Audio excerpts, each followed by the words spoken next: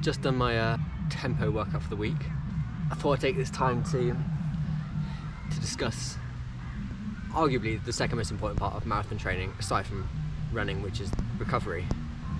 The truth is, you don't get stronger during training. In fact, as you can see now, after the training session, I'm absolutely knackered. Right now, I just want to lie down, have a shower. If you asked me to go for a hard run now, I wouldn't have it in me. But by recovering, by taking that time to stop, to let my muscles recuperate, that's when you'll get the training done. And that's why it's so important. So how am I building recovery into it? Well, in my first training block, 4 weeks, the 3 weeks of increasing mileage, and then took a recovery week. Now, I was still running here, but my long run was 10k as opposed to 20k that I'd done the previous week.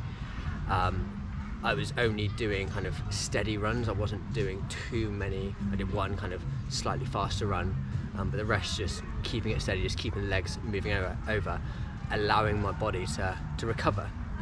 Anyone who's been following me on Strava will have seen also I always build in an easy run every week. Now this is a run which I generally try and get out with friends, so that I do keep it at that conversational pace that I am talking. I'm able to keep a conversation going. The best way to know you're at that pace is to actually have a conversation. This changes for each person. It's going to be slightly different. Some people refer to it as zone 2, but honestly zone 2 is so hard to know exactly where you're at unless you're taking lactate measurements, which are pretty hard to do on the fly. So conversational is just a far easier way, I find, to do this. I also, as I've mentioned before, have a plan and make sure I have at least one rest day a week. No gym, no running, try and not get any cycling in unless it's really kind of chilled cycling. And this again is just allowing my body to recover. And it's not just about the body, it's about the mind as well.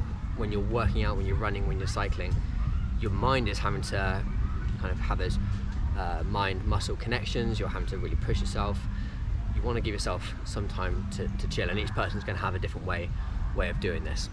There's 3 main parts of recovery. You've got immediate, short-term and long-term. So the immediate is what I'm doing right now, is let my heart rate get back down. I'm in the shade, cooling down a bit because I'm still heat training with a few layers on it. It's 20 degrees here, and yeah, I've got tights and long sleeves and 2 layers on.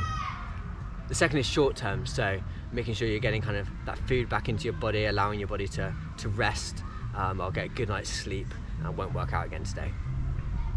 The third is, I'm knackered, I'm an old man now. The third is long term.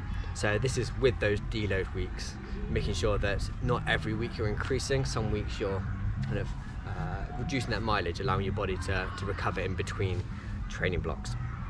Now, as always, it's about moderation. You can't always be recovering, you've got to get some hard sessions in there. And I've spoken about which ones I'm going to be doing, but I think it's really important. We're in such an age where people are constantly saying you've got to work harder, work faster, and that is important. But it's in these recovery sessions, these recovery periods, that you really see the growth. And I think it's important to make sure you don't beat yourself up about it when you're maybe not quite getting, when you do take that break. If you listen to your body and it says that today is not the day, that's okay. Most of the time.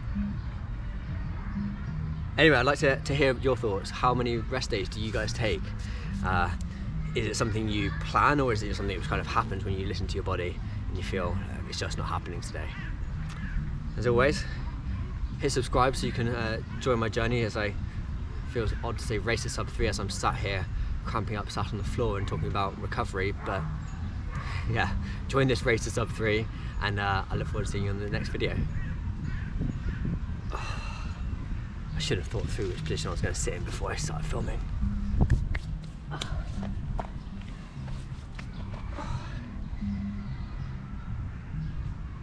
not even that old.